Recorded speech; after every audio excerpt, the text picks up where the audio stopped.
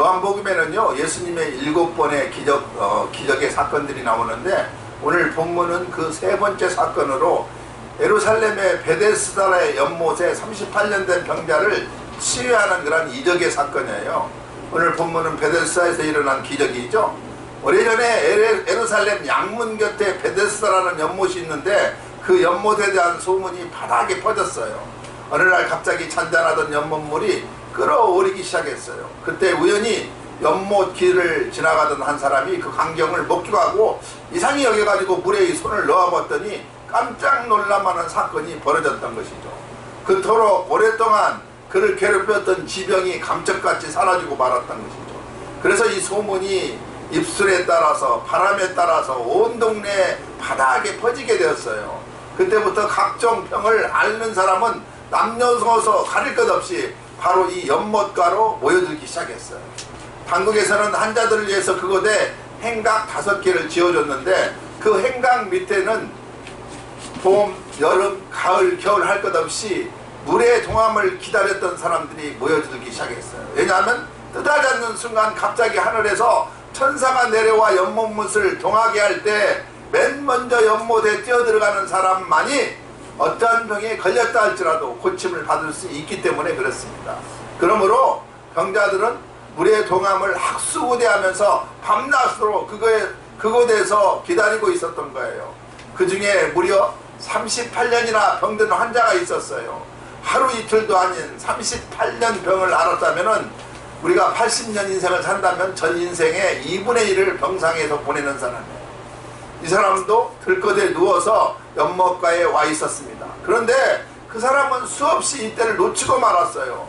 물이 동할 때 다른 사람보다 먼저 재빨리 들어가야 하는데, 이 사람이 들어간 때는 항상 물이 동함이 끝나버릴 때였어요. 그래서 이 사람은 누가 간호해주는 사람이 없었고, 육신의 질고를 자기의 몸을 마음대로 움직일 수 없는 그러한 아주 불쌍한 사람이었어요. 그러나 그 긴 세월을 허송하면서도 그는 끝내 포기하지 않고 큰 기대를 가지고 베데스다 연못가에서 기다리고 있었던 것이죠. 그러던 어느 날 그 앞에 하나님의 아들 예수께서 나타나신 거예요. 다른 종교는요 인간의 노력으로 신을 찾아가는 종교잖아요. 그러나 무능한 인간은 그 일을 할 수가 없어요. 그러나 우리 기독교는 무능한 인간 죄인을 찾아오셔서 만나주시고 복을 주시는 종교가 우리가 믿는 기독교예요. 그렇습니다. 아무리 힘있는 사람, 친척이나 친구들이 찾아와 위로하고 도와줘도 인생의 궁극적인 문제가 해결되지 않는 거예요. 문제는 우리 주님이 찾아오셔야만 하고 우리 주님을 만나야만 하는 거예요. 오늘 이 자리가 예수님을 만나는 귀한 자리가 되시기를 축원드립니다. 때문에 이 베데스다 기적의 첫 번째 비결은 예수님이 찾아오신 거예요. 복음서 여러 곳을 한번 보십시오. 우리 주님이 찾아오신 곳에는 반드시 기적의 사건이 일어나잖아요. 예수님의 첫 번째 기적의 사건은 가나 혼인잔치에 오셨더니 물이 변하여 포도주가 되는 기적을 시작으로 가시는 곳마다 기적이 일어났던 것이죠. 불치의 나병 환자를 만나면 그가 치유받는 기적이 일어났고, 나면서부터 안진병이었던 사람이 소경된 사람이 심지어는 죽은 사람까지 예수님이 계신 곳에는 기적이 일어났던 거예요. 그 주님은 오늘도 저와 여러분 우리에게 찾아오셨다는 것입니다. 오늘 이 나눔과 성김의 교회 이 예배의 자리가 기적의 베데스다가 되기를 축원드립니다. 본문에 예수님은 침상에 드러누워 있는 병자를 물끄러미 바라보시고 나서 내가 낫고자 하느냐고 물어보고 있어요. 사실 이 물음이 궁극적이요 본질적인 물음이었을 것입니다. 내가 물속에 들어가기를 원하느냐가 아니었어요. 내가 낫고자 하느냐. 주님은 모든 절차와 단계를 무시해버리고 바로 문제의 핵심에 들어가셨던 것이죠. 그러자 병자는 넋두리를 늘어놨어요. 제가 들어갈 때는요 이미 다른 사람이 먼저 물속에 들어가 버림으로 인해서 물의 동함이 그쳐버리고 말았어요. 이때 주님은 내 침상을 들고 집으로 돌아가라 이렇게 명령을 하십니다. 이 말씀은 권세가 있고 위엄이 있고 만물을 소생시키는 능력이 있는 말씀이었어요. 그 말씀이 주어지자마자 그의 머리끝에서부터 발끝까지 하랏불을 담은 듯이 화끈거리는 전기가 닿는 것처럼 짜릿짜릿하더만 38년 괴롭혔던 그의 병마가 일시에 사라져버리고 말았던 거예요. 그는 그 자리에서 일어나 침상을 들고 모든 사람이 보는 앞에서 걸어갔다는 내용이 오늘 본문의 내용이에요. 그렇습니다. 베데스다 연못이 능력이 있는 게 아니었어요. 예수가 능력이 있는 거예요. 베데스다에 대해 우리가 한번 알아봅니다. 베데스다의 못은요, 간을 천으로서 샘물이 확 쏟아나오다가 뚝 끊어지고 또 갑자기 확 쏟아나오다가 뚝 끊어지는 그러한 천이에요. 그때 물이 막 뒤집히기 시작합니다. 그것을 보고 천사가 내려와서 물을 뒤집어 놓는 것으로 잘못 알고 전설대로 맨 먼저 뛰어드는 사람은 누구든지 또 무슨 병에 걸렸든지 낫는다는 전설을 믿고 병자들이 다 그 자리에 모여들기 시작했어요. 사실은요, 천사가 내려와서 그런 것도 아니고 또 병에 걸렸던 사람이 나았는지 어떠했는지는 정확히 알 수는 없습니다. 베데스다의 뜻이라는 것은요, 자매의 집, 은혜의 집이라는 뜻이에요. 베데스다 연못은요, 예루살렘의 양문 곁에 있는데 양쪽에 두 개의 문이 있는 양문이 아니라 가축의 그 양의 들랑달랑하는 그 양의 문이에요. 지금은 그 문을 스데반의 문이라 이렇게 말을 합니다. 양의 문이라는 이유는요, 하나님의 성전에 제물을 드릴 속죄 양들이 이 문을 통하여서 들어왔기 때문에 양의 문 이렇게 말을 했어요. 지금도 이 연못이 남아있으며 그곳에 기념교회가 세워져 있고 스데반의 문 이쪽에는요, 지금도 양을 사고 파는 장터가 있다, 이렇게 역사적으로 알 수가 있습니다. 베데스다 연못에서 주님이 사랑의 기적을 베푸셨다는 이 사실은요, 의미심장한 그런 일이에요. 이 연못가에 앉아있던 사람들은 자신의 죄를 대신해서 속죄 제물로 죽어갈 그 양들이 그 문을 통과하는 그런 모습을 수없이 보았던 것이죠. 당시 그들의 죄를 대신하여 희생을 치료할 양들이 그 문을 통과하는 모습은 누구를 상징하고 있었을 것인가? 그게 바로 예수 그리스도 구속을 상징한 그러한 것이었습니다. 요한복음 1장 29절에 요한이 예수께서 자기에게 나오심을 보고 가로되 보라, 세상 죄를 지고 가는 하나님의 어린 양이라고 말씀했잖아요. 그러면 당시 유대 땅은 명절을 맞이했다, 우리는 본문 1절을 통해서 알 수가 있어요. 이스라엘은요, 나라의 고유명절이 크게 5개가 있었어요. 우리가 잘 아는 애굽에서 해방된 날을 기념하는 2월절이 있었고요, 40년 광야생활을 마치고 젖과 꿀이 흐르는 가나안 땅에 들어감을 기념하는 장막절이 있었어요. 또 보리추수를 다 한 다음에 지키는 오순절이 있었고요, 페르시아 왕후였던 이스라엘 사람 에스더의 지혜로 총리 하만이 그 모략에서 이스라엘을 구원한 절기였던 부림절이 있었고, 또 성전을 깨끗게 정비하고 지키는 수전절이 있었어요. 그런데 이스라엘 백성들에게 의무적으로 지켜야 할 큰 명절은 유월절과 장막절과 오순절이었어요. 이때는요, 예루살렘에서 약 80리 이내에 있는 모든 성인 남녀는요, 예루살렘으로 와서 명절을 지키는 것이 법적으로 명문화되었어요. 본문의 명절은요, 많은 학자들이 4월에 열리는 6월절이 아니면 3월에 부림절이었을 것이다, 이렇게 추측하고 있습니다. 지금 온 이스라엘이 들떠있는 축제의 분위기로 고조되어 있어요. 이 6월절에 예수님은 베데스다 연못을 찾아가셨던 것이죠. 그리고 그곳에 수많은 병자들이 가득했음을 봤습니다. 주님은 이처럼 불쌍한 병자, 소외된 그러한 사람들, 버림받은 자들을 찾아가 만나주시는 게 우리 주님이에요. 주님은 참 목자이시면서 사랑의 목회자가 우리 주님이에요. 잘 사는 사람, 돈 많고 대접을 잘해줄 사람을 찾아가신 게 아니라 돈 없고 아무리 돌보지 않는 병자를 찾아가신 게 우리 주님이에요. 주님의 관심은 세상 축제로 분위기가 들떠있는 그곳에 있는 것이 아니라 온갖 육체의 질병으로 죽지 못해 살고 있는 고통의 현장 속에 오셨다는 사실을 우리는 알아야만 합니다. 베데스다의 환자를 보면서 우리의 영적 상태를 한번 점검해 보시기 바랍니다. 3절에 소개되어 있어요. 여기 대표적으로 세 종류의 병자를 소개하고 있는데요, 첫째는 소경이에요. 소경은 앞을 못 보는 사람이죠. 오늘 이 땅에 있는 우리들은요, 영적으로 다 소경들이에요. 소아시아 라오디게아 교회들처럼 실제 보아야 하는 것은 보지 못하고 보지 말아야 할 것을 보는 소경들이 저와 여러분들의 두 번째, 쩔뚝발입니다. 제대로 걷지도 못하고 뛰지도 못해요. 오늘날 우리의 실존이 그러합니다. 영적인 사에게 쩔뚝발이가 되어버리고 말았어요. 누가 잡아줘야 곁에서 부축을 해야 겨우 걸어갈 수가 있어요. 세 번째는요, 혈기 마른 자입니다. 외형상으로는 아무런 이상이 없는 것 같이 보여요. 갖출 것을 제대로 다 갖췄어요. 그러나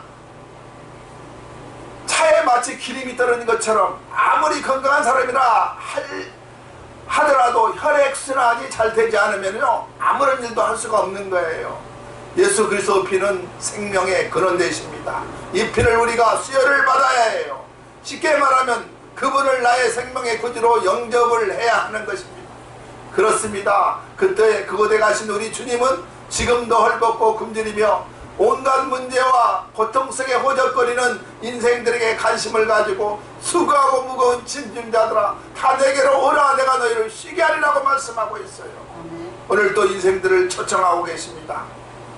여기에 38년 된 병자를 우리가 한번 살펴봅니다. 5절 내용에 5절 말씀에 중점적으로 하겠습니다. 여러분, 38년 동안 병든 사람 한번 상상해 보세요. 오랜 병에는 효자가 없다는 말이 있잖아요. 이 사람은 너무 많은 투병 속에서 그의 부모도 손을 들었고 형제도 손을 들었어요. 38년 동안 얼마나 많은 약을 써보았고 수없이 많은 의사를 찾아 돈을 탕진했을 거예요. 그러니까 이 환자는요, 부모 형제도 이제 모두 다 외면한 그런 상태요. 가진 것을 다 잃은 빈털터리 인생이었던 것이죠. 이 병자가 바로 현대인의 우리들의 모습이에요. 이 병자에서 현대인의 특징을 찾아볼 수가 있습니다. 첫째는요, 현대인들은 여러가지 영육적인 면에서 아파하고 있다는 거예요. 두 번째, 현대인의 두 번째 특징은 고독하다는 것입니다. 군중 속에서 고독을 느끼고 있잖아요. 하이데커는 현대인을 표현할 때 고장난 엘리베이터 안에 갇힌 사람 같다 이렇게 말합니다. 또 망망대해 홀로 동동 떠있는 사람처럼 고독하다 이렇게 말을 해요. 38년 된 병자 옆에는요, 집안 식구도 한 명도 없었어요. 김병의 효자가 없잖아요. 고독합니다. 아무도 그를 보살펴주는 사람이 없이 다 떠나버리고 말았던 거예요. 세 번째는 살기가 힘이 들었어요. 38년 된 병자는 혼자서 물이 움직일 때 들어가려고 애를 써봤어요. 그러나 누구 하나 도와주지 않았어요. 지친 몸, 어쩌면 깡말라 해골처럼 된 몸을 움직여보지만 마음뿐이지 몸이 따라주지 않았어요. 양보해준 사람은 상상도 못합니다. 차단에 죽고 싶은 그런 마음이 들 정도로 그 정도 힘들었던 것이죠. 이것이 바로 현대인들의 모습이라 이렇게 말할 수가 있습니다. 네 번째는 온통 절망뿐이에요. 38년 된 병자는 어디를 봐도 소망이 없었어요. 그는 사랑하는 것을 다 잊어버렸고 사랑하는 사람들도 다 떠나버리고 맙니다. 모두를 포기한 상태였어요. 나를 넣어줄 사람이 없나이다. 이 말은요, 차라리 체념이요, 이게 죽을 날만 기다리는 절망 중에 한숨의 말이에요. 요즘 절망하는 사람들이 너무나 많이 있지 않습니까? 다섯 번째는요, 온통 없는 것 투성입니다. 38년 된 병자는 건강이 없었고 돈이 없었고 병치료에 모두를 탕진할 수밖에 없었어요. 사람도 없어요. 오늘 본문이 38년 된 병자는 한마디로 버림받고 잊혀진 존재였던 것이죠. 부모, 형제, 이웃, 친구들에게 버림받고 잊혀진 존재였어요. 그를 위해서 한 사람도 관심을 갖지 않았으며 물이 통할 때 연못에 넣어줄 사람은 아무도 없었어요. 그는 결국 그 자리에서 서서히 죽어야 할 비참한 신세였어요. 이런 비참한 인간에게 예수님은 오셔가지고 새로운 생명을 주시고 소망을 주셨습니다. 어떠한 환경, 어떠한 처지, 어떠한 조건이라 하더라도 우리가 예수를 만나면 살 길이 열리는 걸 여러분 꼭 기억하시기 바랍니다. 38이라는 숫자는요, 유대인들에게 그냥 지나칠 수 없는 중요한 숫자예요. 신명기 2장 14절에 가데스 바네아에서요 떠나가지고 세레 시내를 건너기까지요 38년 동안이라 그랬어요. 이스라엘 민족이 애굽을 떠나서 가나안에 도착하기까지는 40년이 걸렸는데 그들은 가데스 바네아를 중심으로 광야를 38년 동안 방황을 했던 거예요. 그러므로 이스라엘에게 38이라는 숫자는 강하의 고생스러운 그런 기간을 상기시키고 있어요. 우리 한국어로 말하면 36, 일제 36년 억압 같은 그런 잊어버리지 않는 숫자예요. 이렇게 고통받는 38년 된 환자에게 예수님은 오신 거예요. 그러면 38년 된 병자를 찾아오신 예수님은 어떠한 분이신가? 6절에 소개되고 있습니다. 예수께서 그 누우신 것을 보시고 병이 벌써 오랜 줄 아시고 이르시되 내가 낫고자 하느냐?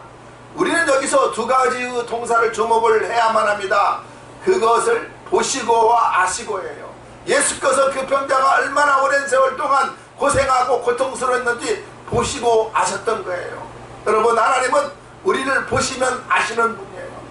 히브리서 4장 12절에 마음의 생각과 뜻을 감찰하나니, 감찰한다는 말은요, 살핀다, 심판한다, 이런 뜻이에요. 아무리 가까운 사람이라도 생각을 모르잖아요. 부부라도 속 생각을 절대 알 수가 없어요. 그러나 예수님은 아셔요. 마태복음 9장 4절, 예수께서 그 생각을 아시고 가라사대 너희가 어찌하여 마음에 악한 생각을 하느냐. 과학의 힘은 대단해요. 그러나 과학이 그 사람의 생각과 뜻은 절대 감찰하지 못하고 캐내지 못해요. 그러나 하나님은 우리의 생각과 뜻을 감찰하시는 하나님이에요. 그리고 판단해 주세요. 이것이 옳다, 이것은 옳지 않다는 판단을 해주시는 하나님이에요. 그래서 히브리서 4장 13절에 오직 만물이 우리를 상관하시는 자의 눈앞에 벌거벗은 것 같이 드러나느니라고 말씀하고 있습니다. 벌거벗은 것 같이 드러난다는 뜻은요, 우리의 모든 행동이 하나님 앞에 너무나 적나라하게 드러나기 때문에 우리는 어찌할 수 없다, 이런 말이에요. 우리의 행동을 감찰하시는 하나님 앞에서 우리는 세 가지가 불가능할 수밖에 없어요. 첫째는요, 도망가는 것이 불가능해요. 구약의 요나는 하나님을 피하여 다시스로 내려갔습니다. 도망갔습니다. 그러나 그 도피는 불가능한 것이었어요. 하나님이 지으신 바다가 요나를 가만히 놔두지 않았잖아요. 요나에게는 바다 물결이 하나님의 손이었고 발이었던 거예요. 두 번째는 은폐가 불가능합니다. 숨을 수가 없었어요. 나가 자기를 숨기 위해서 배의 제 밑창까지 숨었어요. 그러나 하나님이 사공들을 시켜가지고 요나를 찾아내고 맙니다. 세 번째는요, 저항이 불가능해요. 그러므로 하나님이 하라고 하시면 해야 할 수밖에 없고, 그게 바로 복받는 비결이라는 것이죠. 하나님은 우리를 알고 계세요. 우리의 체질까지 알고 계세요. 시편 103편 14절에 이는 저가 우리의 체질을 아시며 그랬어요. 부모는요, 자식의 체질을 대충 알죠. 아내는 남편의 체질을 거의 알아요. 좋아하는 음식이 뭐고 취미가 뭐고 건강 여부 등을 대충 압니다. 완벽하게 알 수는 없어요. 결국 인간은 하나님의 피조물이기 때문에 하나님보다 나를 더 자세하게 알 사람은 아무도 없어요. 의사보다 가족보다 하나님이 나의 체질을 더 잘 아신다는 사실이에요. 오늘 38년 된 병자의 체질을 우리 주님이 보시고 치료해 주신 것을 믿으시기 바랍니다. 그렇습니다. 예수님은요, 모든 것을 다 아시는 분이에요. 주님은 오늘 여러분이 얼마나 간절히 기도로 준비한 사람인가를 알고 계신다, 이 말이에요. 주님은 여러분이 얼마나 정성을 다해서 이 말씀을 읽고 듣고 사모하는지를 다 알고 있어요. 앉아있어도 어문 생각하는 것까지 다 알고 계세요.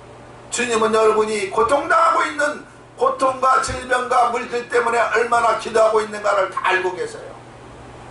주님은 여러분이 풀기 힘든 문제를 안고 얼마나 애쓰고 힘써 기도하고 있는가를 잘 알고 계십니다. 그렇다면 우리의 결론은 나와 있잖아요. 우리를 보시는 분, 우리를 잘 아시는 분, 그분께 우리 삶을 의탁할 수밖에 없는 거예요.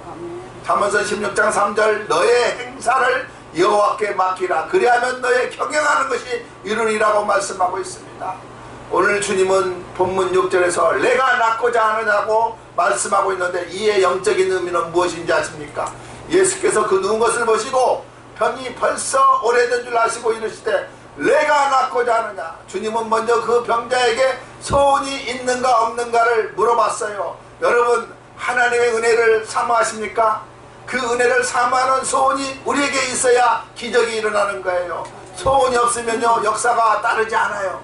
사무엘상 20장 4절에 내 마음의 소원이 무엇이든지 내가 너를 위하여 그것을 이루리라고 말씀해주고 있습니다. 시편 20편 4절에 내 마음의 소원대로 허락하시고 내 모든 도모를 이루시기를 원하노라고 말씀하고 있어요. 예수께서 38년 된 병자에게 내가 낳고자 하느냐고 물으신 것처럼 오늘 저와 여러분을 향하시어 동일한 질문을 지금 하고 있어요. 너희의 육신의 병이 낫고자 하느냐? 너희의 영혼의 병이 낫고자 하느냐? 너희의 마음의 병이, 사업의 병이 낫고자 하느냐? 오늘보다 더 나은 삶을 살기 원하느냐? 이 물음은요, 내 마음의 소원이 있느냐 없느냐를 물으신 것이었습니다.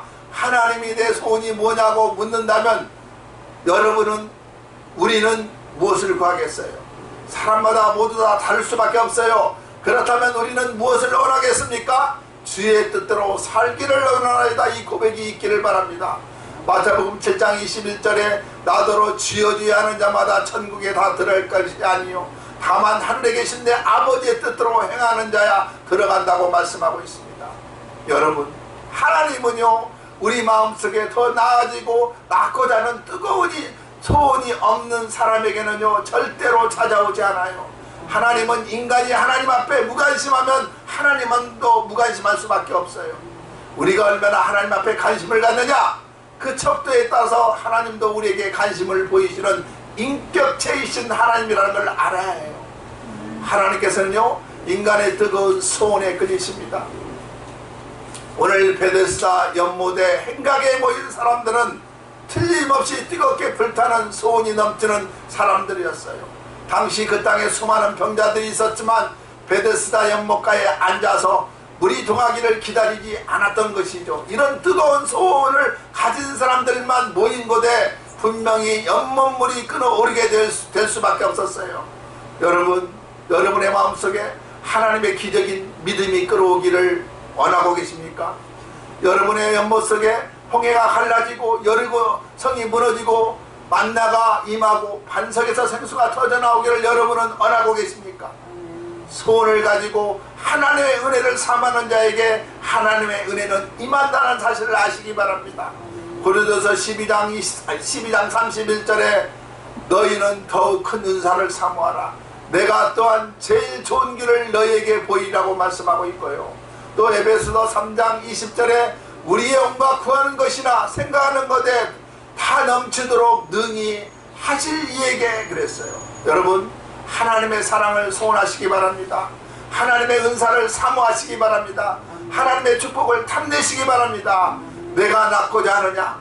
또 다른 뜻이 있어요. 무엇인지 압니까? 첫째는요, 너의 상태를 알라. 병든 자임을 알아야 한다는 거예요. 자신의 신앙을 진단해보고 내려간 줄 아는 사람은 다시 하나님을 찾을 수가 있어요.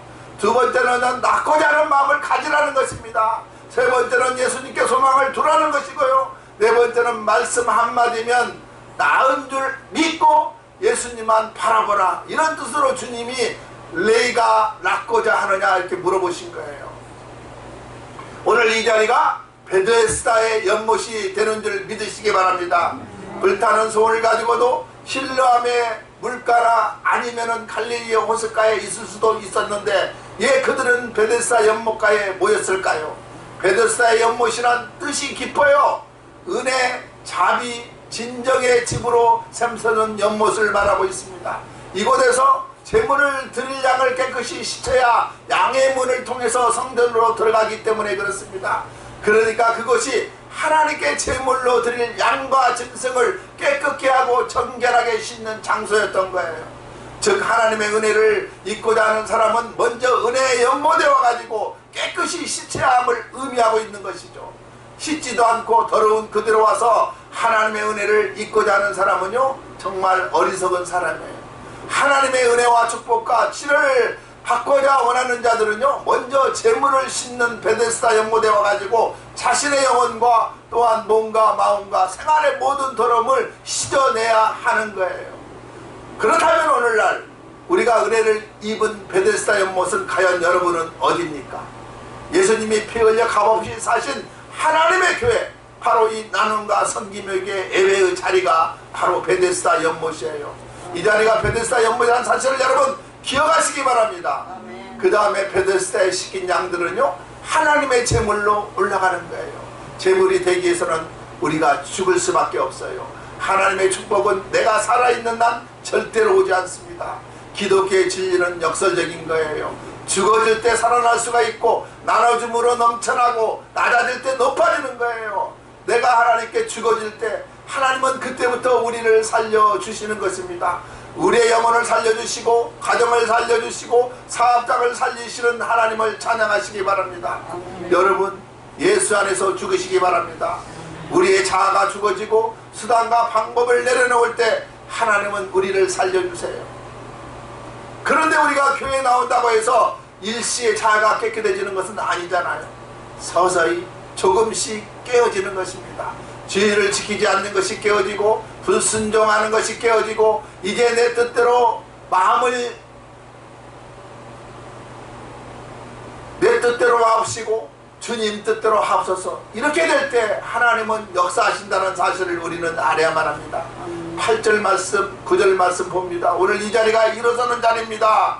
주님의 대안을 다시 한번 보시기 바랍니다. 8절 내가 낳고자 하느냐. 어떻게 보면 이 질문은 이상한 질문이에요. 환자가 병이 낫기를 바라는 것은 지극히 당연한 것인데 어이없게도 주님은 낳고자 하느냐고 묻고 계세요. 또 환자의 대답도 동문서답의 대답이에요. 내가 낳고자 하냐 하면은 한 번만 걸어본다면 죽어도 여한이 없겠습니다 이렇게 대답을 해야 하는데, 이런 대답이 정상인데 어떻게 대답을 합니까? 주여, 물이 동할 때 나를 못에 넣어줄 사람이 없어 내가 가는 동안에 다른 사람이 내려가나이다.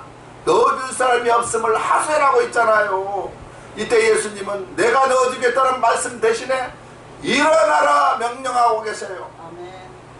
8절 일어나 내 자리를 들고 걸어가라 하시니, 38년 동안이나 누워있는 환자에게 지금 당장 일어나는 말은 잘못 이해하면은요 조롱하는 말로 들릴 수도 있어요.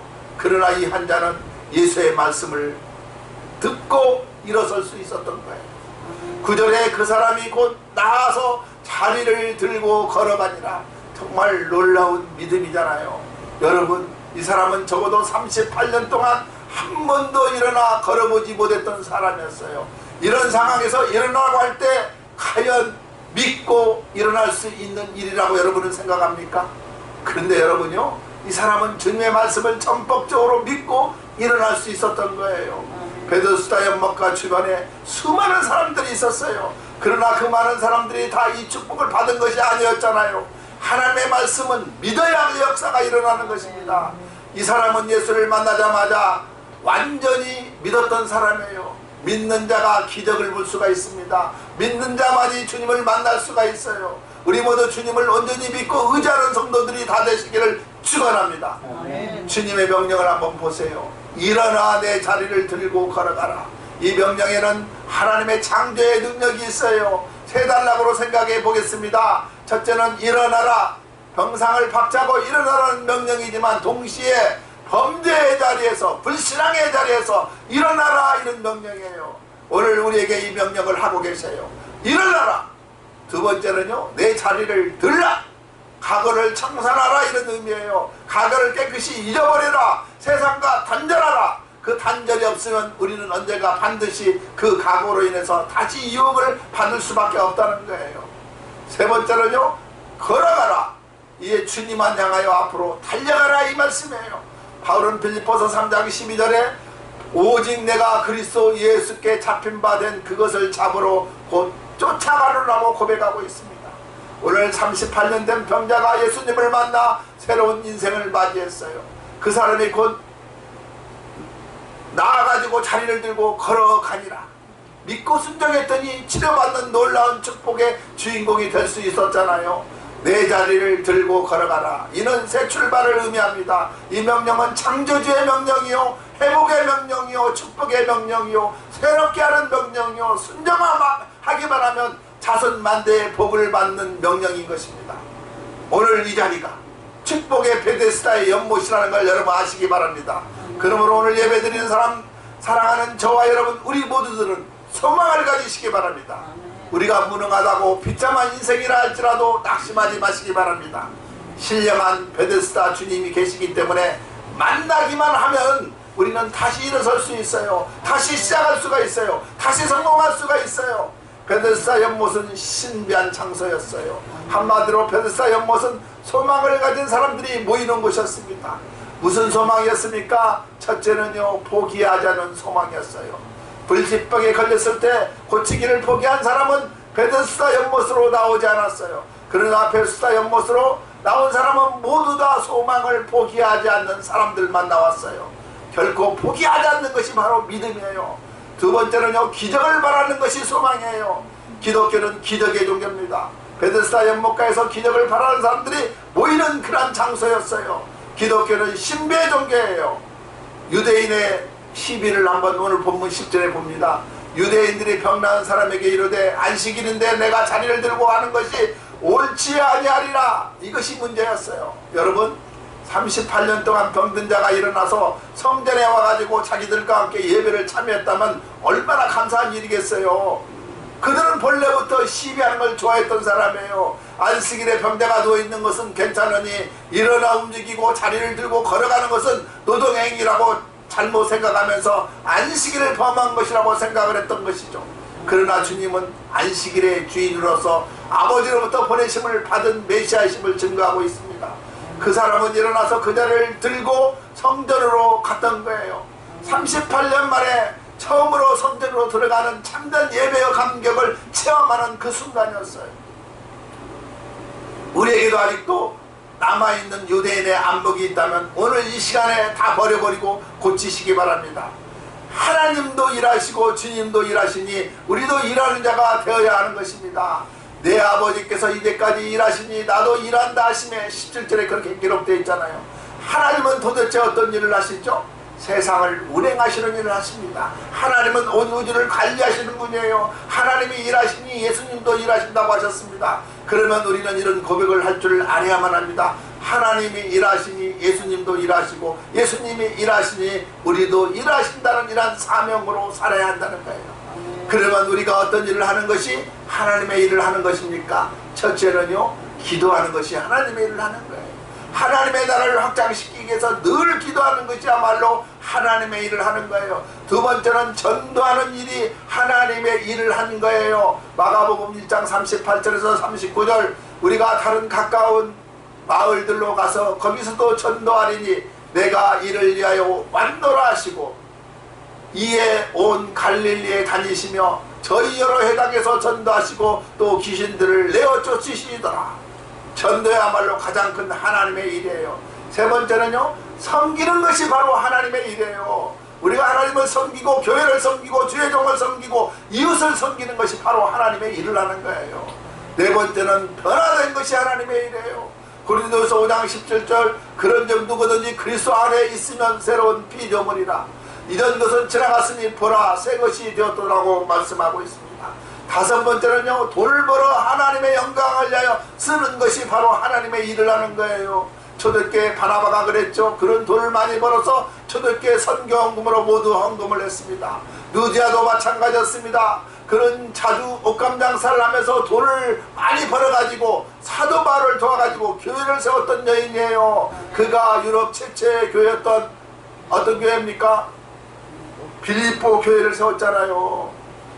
그렇습니다. 이같이 물질적으로 봉사하는 일을 할 일꾼이 교회에는 필요한 것입니다. 그 일을 여러분들이 다 하시기를 소망합니다. 기독교는 풍성한 생명을 얻는 종교예요. 예수 그리스도의 이름을 믿는 모든 자를 새롭게 하는 능력이 있어요. 사도행전 3장에 나면서부터 안진병이 된 자를 고치셨고 오늘 본문에 38년 된 자를 고치셨습니다. 예수 그리스도 이름을 의지할 때 불가능한 일이 가능케 만드는 거예요. 오늘 주님께서 저와 여러분에게 내가 낫고자 하느냐 묻고 계세요. 주의 능력을 믿고 온전히 맡기는 저와 여러분들이 다 되시기를 주님의 이름으로 축원드립니다.